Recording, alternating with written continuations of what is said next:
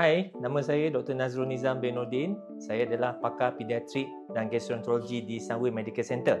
Hari ini saya nak share 3 tips bagaimana untuk memudahkan ibu bapa memberikan makanan kepada anak-anak mereka yang cerewet. Tips pertama adalah tekstur makanan itu sendiri. Ada setengah kanak-kanak mereka tidak biasa dengan tekstur makanan yang keras, lebih keras. Jadi ibu bapa harus kena pasti masalah ini, dan kadang-kadang ibu bapa harus start dengan makanan yang di blend terlebih dahulu dan seterusnya meningkatkan teksturnya secara sedikit demi sedikit. Jadi tidak boleh terus bagi makanan yang keras kepada anak, kerana kadang-kadang dan biasa juga kita anak-anak tidak bersedia untuk terus makan makanan yang keras. Tips yang kedua adalah penyediaan makanan itu sendiri. Kadang-kadang selalu juga kita lihat anak-anak ni mereka nak makanan tu kelihatan lebih ceria, lebih colourful, lebih berwarna-warni, yang mungkin akan menarik minat mereka untuk cuba makanan tersebut.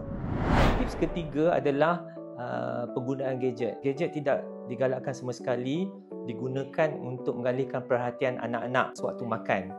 Sering kita jumpa parents menggunakan gadget supaya anak mereka makan, tetapi dengan cara ini sebenarnya anak-anak tu tidak dapat belajar apa rasa lapar, apa rasa kenyang. Mereka makan secara automatik sahaja. Jadi sepatutnya kita tak guna gadget.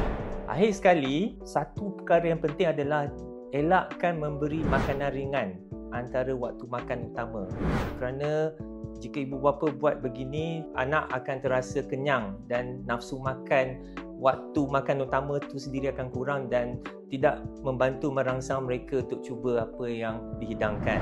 Jika ibu bapa ingin mengetahui lebih lanjut atau ingin berkonsultasi tentang masalah anak mereka, boleh jumpa saya, Dr. Nazrul Nizam bin Nordin, di Sunway Medical Center, Badan Sunway, Kuala Lumpur.